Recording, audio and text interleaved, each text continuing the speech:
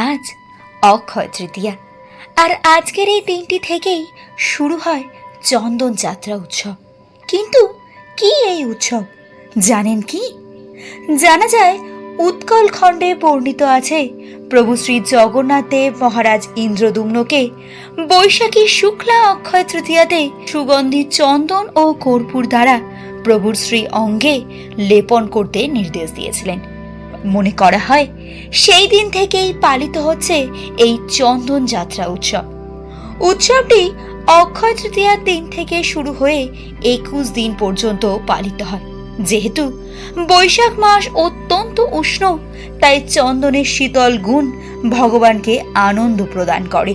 প্রভু শ্রী জগন্নাথ দেবের 2 চক্ষু ব্যতীত সর্বাঙ্গে চন্দন লেপন করা হয়ে থাকে।